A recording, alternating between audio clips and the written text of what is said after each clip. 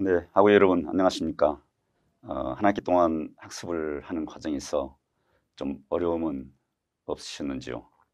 어, 화재 진압론이라는 교과 과목은 우리가 일상생활에서 좀 쉽게 접할 수도 있는 것이고 또 그렇지 않는 것도 있겠죠. 우리 학우님들이 생활 가운데서 우리 동네에서 불이 났다.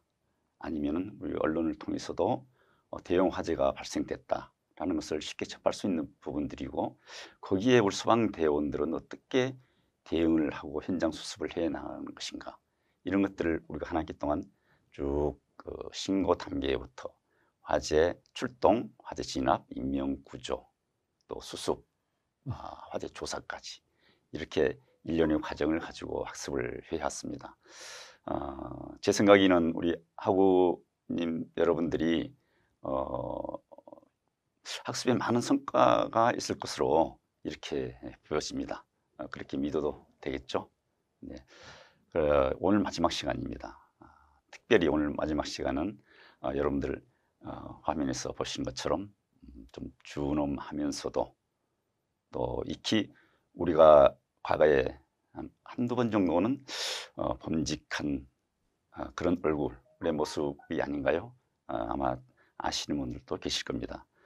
전 서울소방재난본부장님이시고 재난과학 박사님으로서 지금 국내 공공기관 또 일반 기업체 안전관리 특강 전문가로서 이 활동을 하고 계신 정정기 박사님을 모시고 대담의 시간을 한 이후에 특강을 이어가도록 그렇게 하겠습니다. 대담을 하는 과정에서는 우리가 몰랐던 참 좋은 우리 화재 진압과 관련된 우리 학습해온 과정에서 접해보지 못했던 이런 것들을 우리가 배울 수 있는 기회가 되지 않을까 이렇게 생각합니다. 오늘 이렇게 귀한 시간 내주신 우리 정정기 박사님 네, 환영합니다. 네, 안녕하십니까. 네, 반갑습니다. 예, 반갑습니다.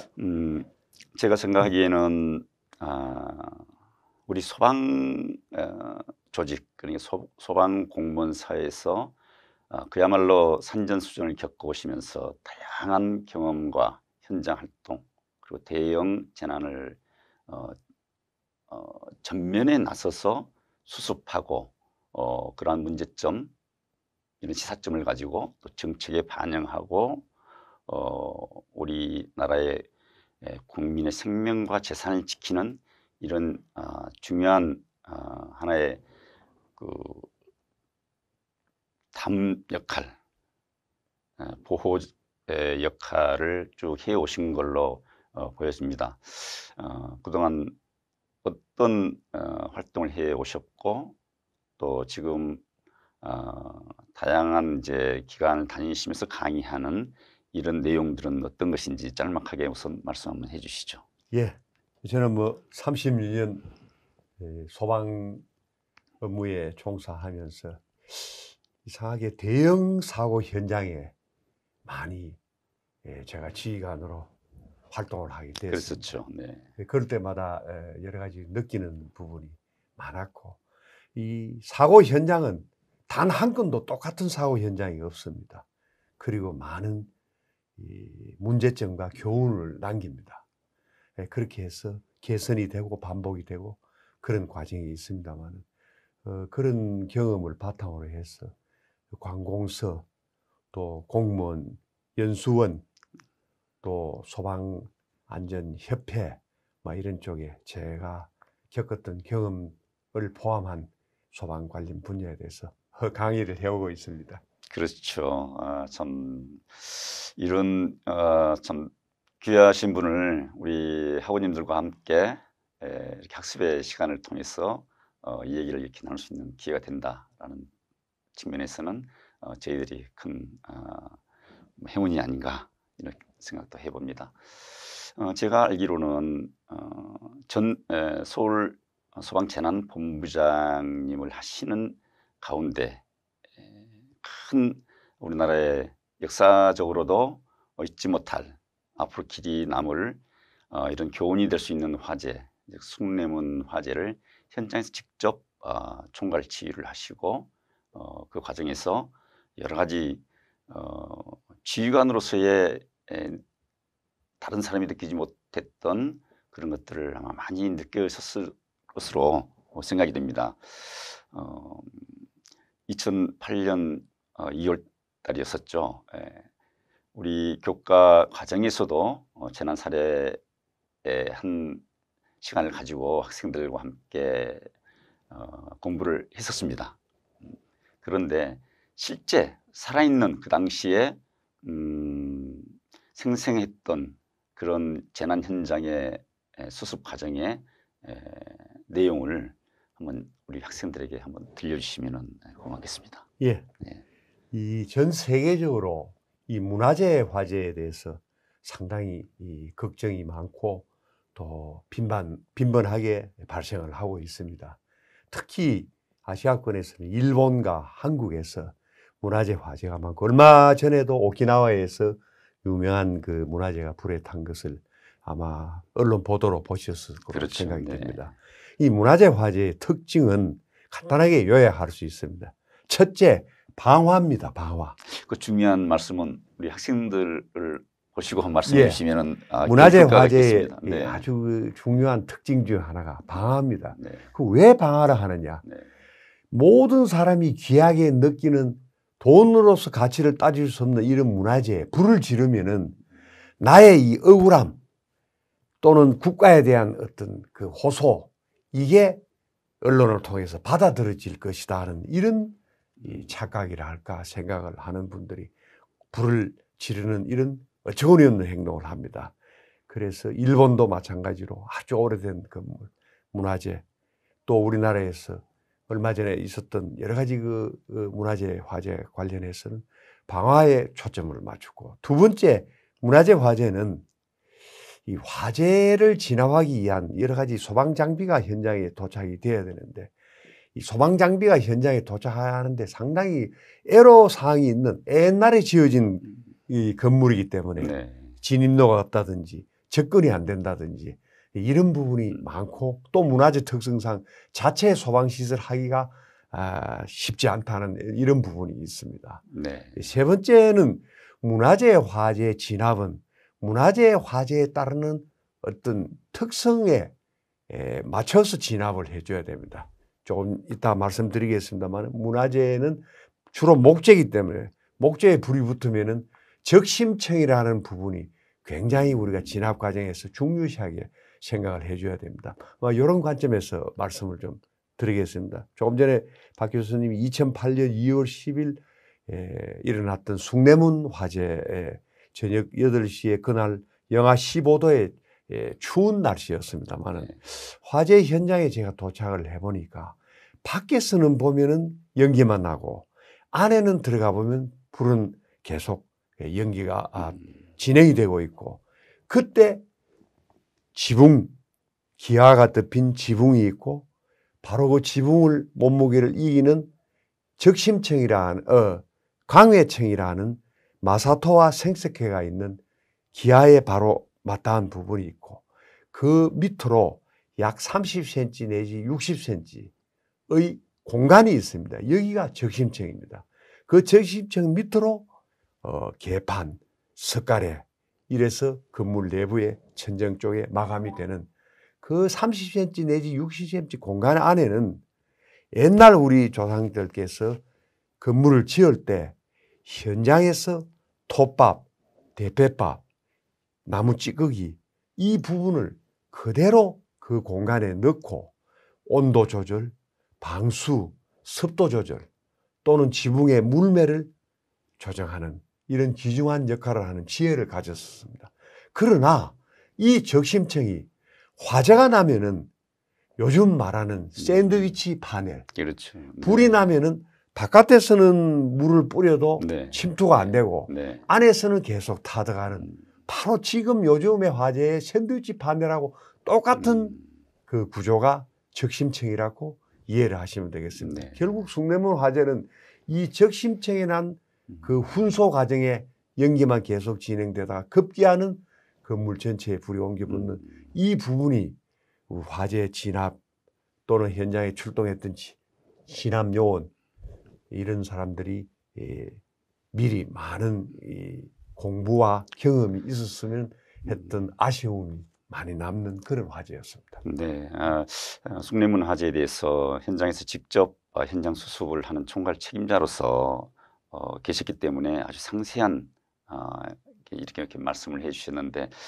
우리가 문화재 화재라는 것은 그야말로 소방 대상물 중에서도 중요 소방 대상물로서의 선정이 돼 있고 그걸 화재로부터의 보호하기 위해서 소방기관에서는 화재 예방 순찰이라든지 소방시설 점검이라든지 이런 것들이 좀 철저하게 이루어지는 걸로 되어 있습니다. 예. 그렇지만 말씀하신 내용 중에서도 문화재라는 것은 우리 생활 가운데 가까이 있는 것이 아니라 좀 먼 거리 있고 또 접근하기가 어려운 이런 또 어려움도 있단 말이에요. 그런 데에 화재 취약의 문제점이 있다라고 이렇게도 보여집니다. 아무튼 숭례문 화재를 우리 학생들하고 공부를 했습니다만 그야말로 좀 이게 우리가 몰랐던 그런 내용을 이렇게 상세하게 설명을 해주셔서 고맙습니다. 제가 또 이게 정정기 박사님은 우리 소방공무원 처음 시작할 때부터 어떻든 뭐 중요 부서 또 대형 재난 현장을 두루두루 이렇게 다녔던 것으로 기억이 납니다.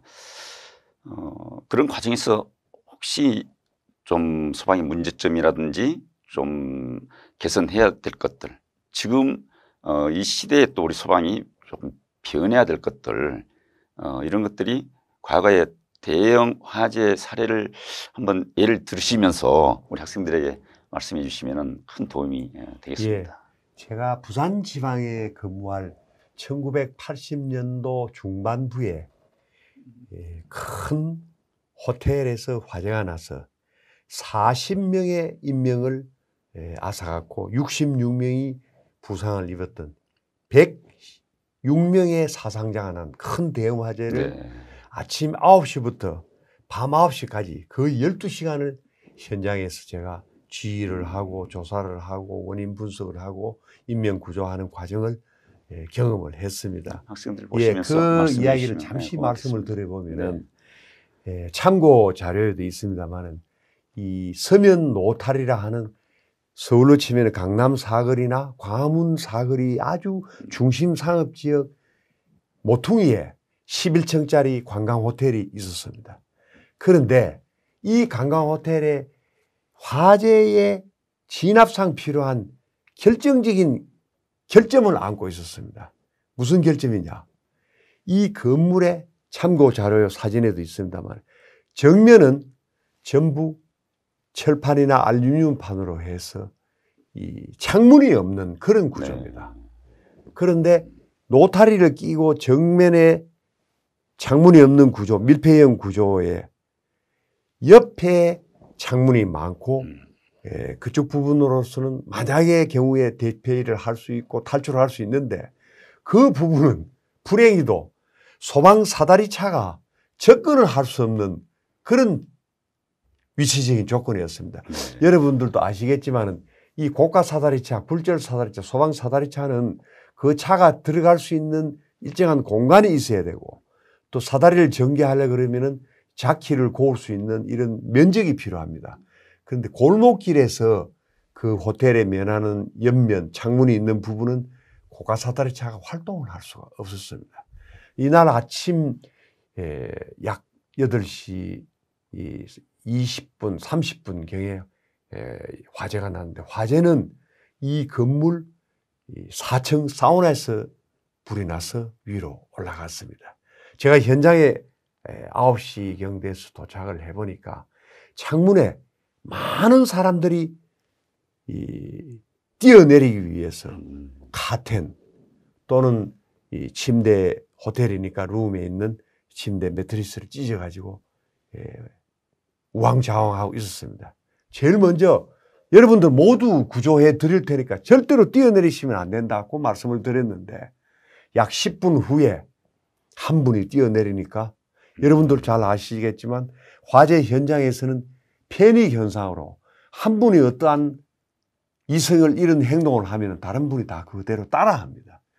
6층에 있는 한 분이 창문에 매달릴 때 뛰어내리니까 8층에 4층에 심지어는 화재가 난 4층하고 상관없는 3층에 있는 분도 뛰어내렸습니다.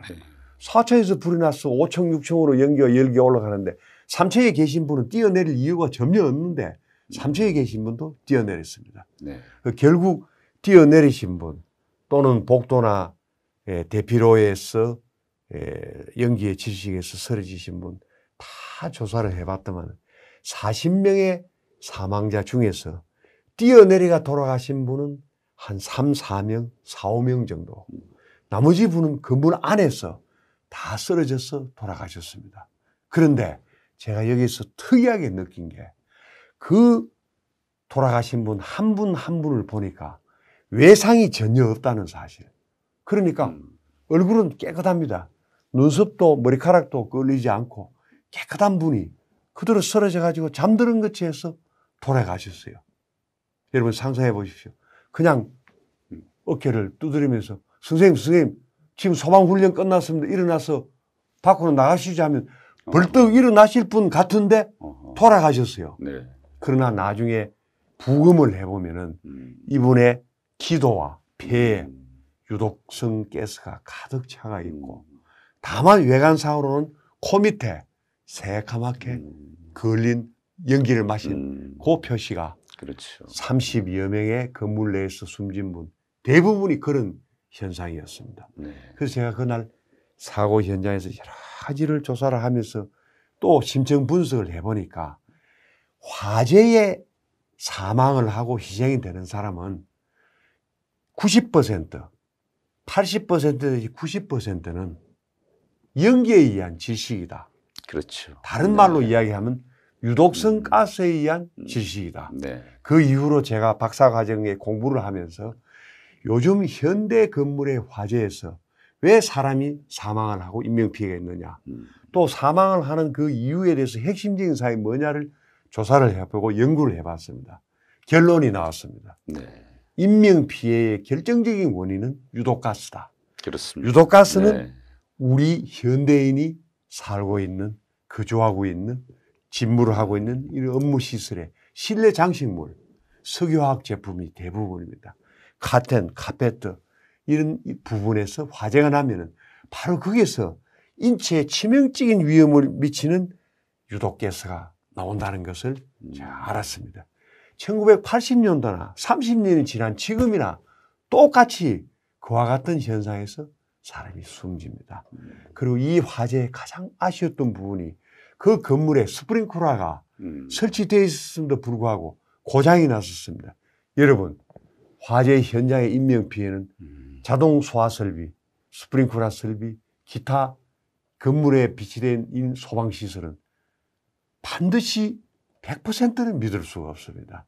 인명피해 나는 대부분의 화재는 그 소방시설이 무슨 이유인지 모르지만은 스위치가 내려져 있다든지 물이 안 나온다든지 이런 경우가 많습니다. 네. 그래서 우리가 화재 진압에 임할 때 이 건물 자체의 자동 소화 설비는 이미 설 수 없는 어떠한 이유인지 모르지만 상태에 있다는 것도 생각을 하시고 진압을 하셔야 되고 문제는 불이 나기 전에 많은 사람들이 인명피해가 날 수 있는 화재 화중이 큰 이런 건물, 의료시설, 숙박시설, 요양시설, 또 고시원 같은 이런 건물 반드시 고가 사다리차나 인명구조에 필요한 차량의 소방장비가 쉽게 접근을 할 수 있는지 없는지 즉 건물에 구조적인 화재 진압에 문제점이 있는지 없는지를 잘 살펴야 되겠습니다. 이미 건물은 허가가 나가 있고 네.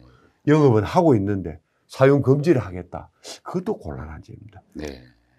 이런 점이 아쉽습니다. 아, 과거에 큰 호텔 화재를 사례를 들이시면서 여러 가지 소방 현장에서 활동 또 예방 대응하는 데 있어서의 장애 요인들 이런 문제점들 쭉 이제 말씀해 주셨습니다. 우리 학생들에게 많은 도움이 좀 됐을 것으로 생각되고요. 끝으로 이제 우리 소방 행정학 소방방재학과를 전공하는 우리 학우님들은 앞으로의 진로가 이제 소방관이 되고자 하는 우리 학생들도 많이 있고, 또 소방 산업 현장에서 기술인으로서 소방 산업을 좀 튼튼하게 설계, 시공, 감리 이런 이제 업무를 하면서 그야말로 화재로부터 국민들의 생명을 지키는 근간이 되는 전문가로서의 활동을 하시는 이런 우리 학우님들이 많이 계신단 말이에요. 그렇다면 이제 우리 오늘 이렇게 어려운 시간을 내주셨으니까 우리 이러한 학우님들에게 좀 미래 우리 소방의 좀 밝은 모습, 또 소방 정책에 좀 변화되어야 될 부분들, 이런 것들을 짤막하게 한번 말씀해 주시면서 우리 대담 시간을 좀 마칠까 하는데요. 예. 네. 그러면 화면을 보고 네, 우리 학우님들을 보시면서 말씀해 예. 주시면 고맙겠습니다. 예.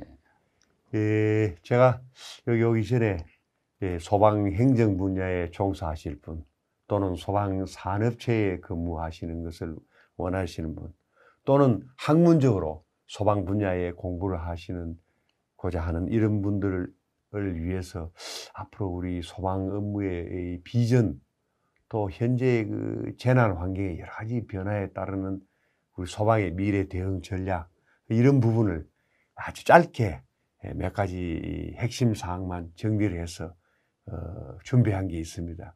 그 화면을 한번 보고 말씀을 드릴까요? 그러면 우리가 이제 오늘 특별 강의를 해주실 내용이 이제 포함되어 있는 것이죠? 예, 그렇습니다. 오늘은 이제 우리 한 학기를 마치는 과정에서 전문가 특강이라는 이런 시간을 지금 갖고 있는 것이거든요.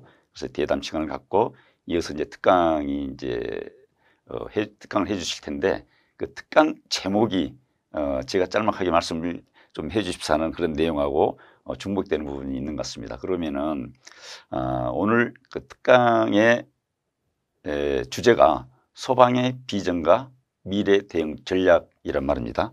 예, 그렇습니다. 특강 내용에 그런 부분들이 포함돼서 우리 학우님들에게 전달에 좀 잘 될 것으로 생각되고, 오늘 이렇게 대담 시간을 통해서 그야말로 우리 대한민국의 소방의 산전수전을 다 겪어오시고 소방 정책의 일선, 또 현장 지휘관으로서 또 중앙에서 전국 소방 정책을 총괄했던 이런 경험을 가지고 계신 우리 서울 소방재난본부장이시고, 또 재난과학 박사님으로서 현재 우리 대한민국 곳곳을 다니시면서 안전교육과 소방 방재 관련된 지식을 전달하고 계시는데, 오늘 정정기 박사님 오늘 이렇게 나오셔서 너무 감사드리고, 우리 학우님들께서도 이렇게 걸음을 하신 우리 정정기 박사님에게 박수 한번 쳐드리면 어떻겠습니까? 예, 감사합니다. 고맙습니다. 예, 감사합니다. 네, 그러면 이어서 고맙겠습니다. 특강 해 주시면 고맙겠습니다. 그러겠습니다. 네, 감사합니다. 예, 네. 감사합니다. 네.